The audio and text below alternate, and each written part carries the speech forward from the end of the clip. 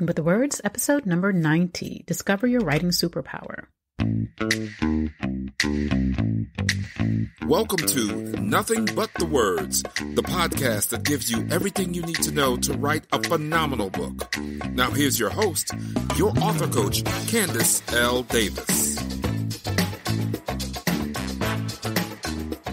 Hey there, and welcome to Nothing But the Words. I'm your author coach, Candace L. Davis. I hope your week and your writing are both going exceptionally well.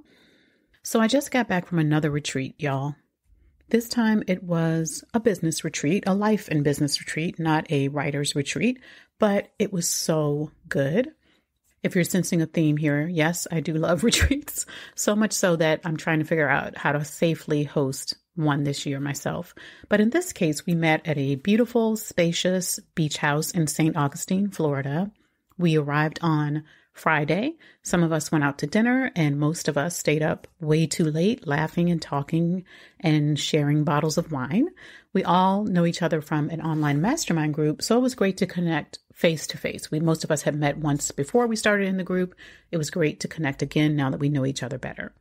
Then on Saturday, our coach, Rachel Luna, and her generous friend, Shannon Munson, coached us all day long on whatever we wanted to bring up. Rachel handled life, mindset, and business coaching, and Shannon focused on business strategy. Now, I know one day may not sound like a lot. It may not even sound sufficient to you, but trust me, it was intense. It was deep. We got things done in that one day. And let me tell you, there were so many breakthroughs that day amongst the participants, including me. After Rachel coached me, I came home and had an important but difficult conversation with my husband, which I'm 100% sure up-leveled our marriage. If you don't know Rachel and Shannon, I highly recommend you follow them on Instagram. Rachel is at @RachelLuna and Shannon is at Shannon Munson, and that's Shannon with 2 A's and no O's. What made the coaching so powerful and resulted in so many breakthroughs for the 7 or 8 women in attendance was that Rachel and Shannon each coached from her superpower.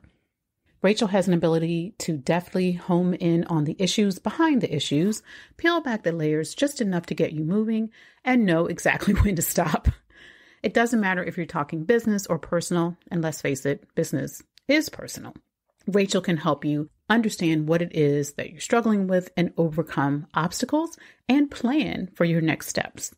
And Shannon can parse your least articulate vision, because I was not particularly articulate when I was talking to her, for your business and help you figure out the next steps to make that vision a reality. She's amazing with strategy.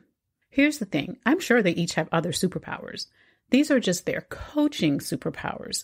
And by the same token, while I'm sure you have other superpowers in your areas of gift and your areas of purpose, I'm equally sure you have a writing superpower too. You just have to identify it and then make the most of it. Now, if you don't consider yourself to be a writer, hang in with me and let me explain. Writing is more than putting words on the page. Your writing superpower could be storytelling. If you're the kind of person who's constantly telling stories that make people want to hear more, then this is likely you. If people have heard your story and told you that you should write a book, or your storytelling posts on social media get tons of engagement, or you find yourself telling a story whenever you need to explain something you really could have just given people the facts, storytelling is probably your superpower. A lot of speakers fall into this category.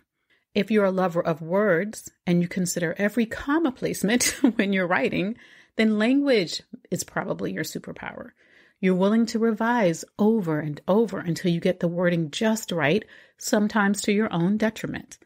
This superpower means readers will probably underline sentences in your book just because they love how they sound. Now, if you spend what you know is too much time writing and revising emails or social media posts, I do, language may be your jam. The third superpower you might have is process. That could be anything from the way you plan and structure your book to the way you teach your principles or create systems where there are none. That superpower makes you ideally suited to write books that teach people things, but you can really apply this superpower, and all of them actually, to any kind of book you choose to write. Your writing superpower might be your voice. Some of the most successful books in recent years, particularly in nonfiction categories because you expect this in fiction, but maybe it's been a little bit of a surprise in nonfiction categories. People who have stopped writing like everybody else in recent years have written books that sound so uniquely like them. They weren't necessarily the world's greatest writers when they sat down to write their books, but they had a unique way of saying things, and readers loved it. Their books really blew up. And the last writing superpower on this list you might have is a combination of resilience and perseverance and coachability. I've coached clients who did not recognize any of the other writing superpowers in themselves. They didn't think they were great storytellers. As far as they were concerned, their facility with language was unimpressive.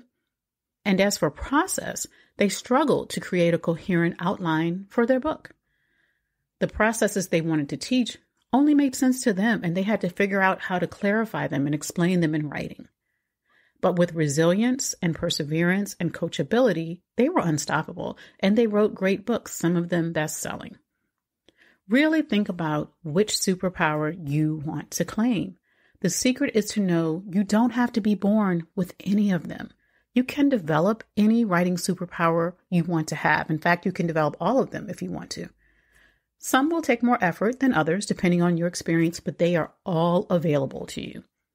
Most important of all, that unstoppable combination of resilience and perseverance and coachability is available to you right now.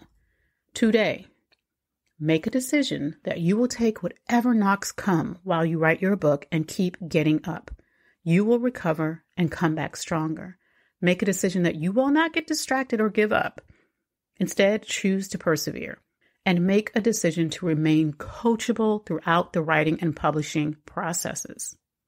It doesn't matter if you choose to self-publish or you've got to deal with a great traditional publisher.